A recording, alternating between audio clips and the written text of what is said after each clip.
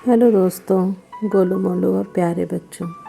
जैसा कि आपने अभी टाइटल में देखा, दीपू और उसकी माँ की कहानी। तो हाँ, आज मैं आपको एक कहानी सुनाने जा रही हूँ जिसका नाम है दीपू और उसकी माँ की कहानी। तो चलिए बिना देर किए कहानी को स्टार्ट करते हैं।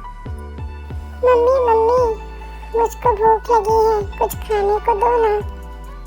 भूख लगी है? क्या खाओगे बताओ। मम्मी मुझे ना चिप्स दे दो। बेटा दीपू, चिप्स तो नहीं है।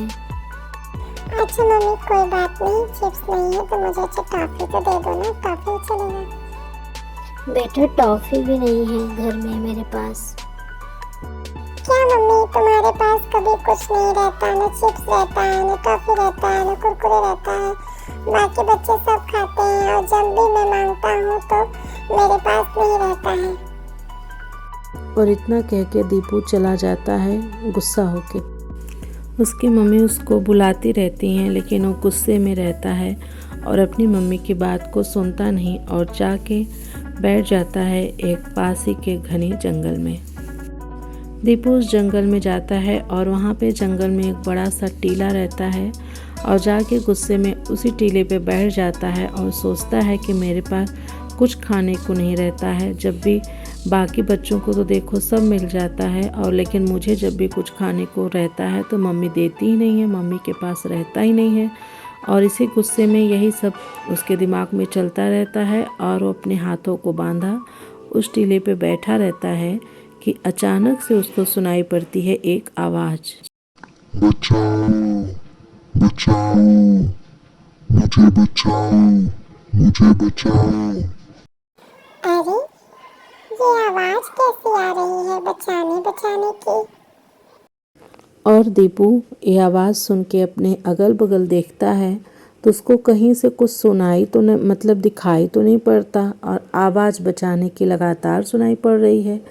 तो दीपू फिर उस टीले से नीचे उतरता है और देखता है कि टीले का जो मेन गेट होता है ना, उसके पास एक पत्थर लगा हुआ है और उसी के पास दीपू बढ़ता जाता है। जैसे जैसे वो उस पत्थर के पास पहुंचता है तो उसको आवाज़ें थोड़ी और पास से सुनाई पड़ती हैं।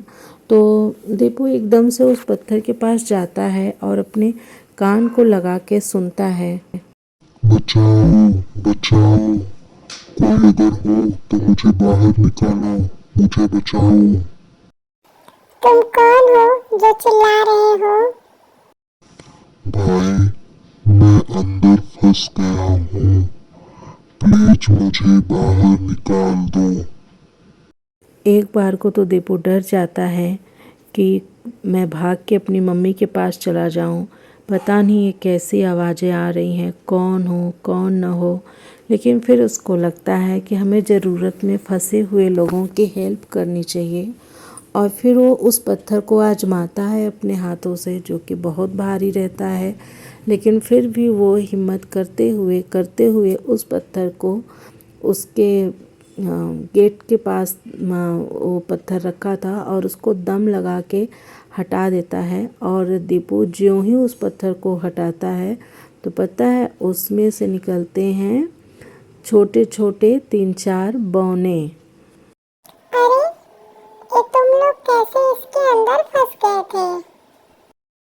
हम लोग अंदर गए थे और बाहर से पता नहीं कौन पत्थर रख दिया और उसको हम लोग हटा नहीं पाए और तब से हम लोग अंदर फंसे हुए हैं। अब तुमने मेरी हेल्प की है तो तुम्हारा बहुत बहुत बहुत थैंक यू। बताओ तुम्हारा नाम क्या है? मेरा नाम है दीपू।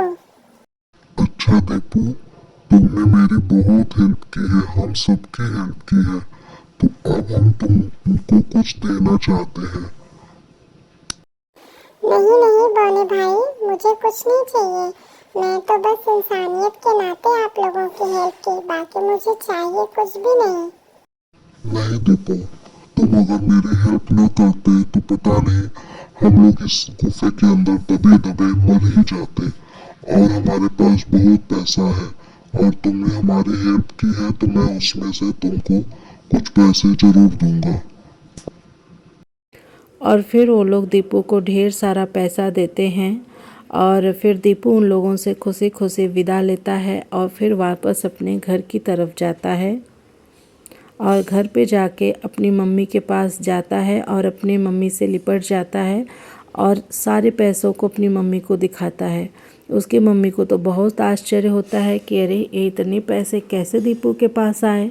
तो दीपू उनको पूरी अपनी जंगल में जो नाराज़ होके गया रहता है और सारी बातें सब बताता है अपनी मम्मी को और बोलता है कि ये मुझे गिफ्ट में मिला है। तो उसकी मम्मी भी खुश हो जाती हैं और फिर अब वो माँ बेटे दोनों लोग खुशी खुशी रहने लगते हैं।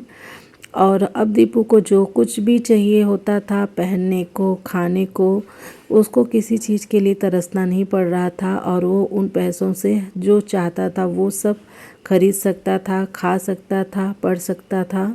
तो अब दीपू अपनी मम्मी के साथ खुशी खुशी रहने लगा और इन्जॉय करने लगा। अब आप लोग बताइएगा कि आप लोगों को ये कहानी कैसी लगी। अच्छी लगी तो ज़रूर लाइक कीजिएगा। मिलती हूँ फिर से नए स्टोरी में, तब तक के लिए बाय बाय, टेक केयर।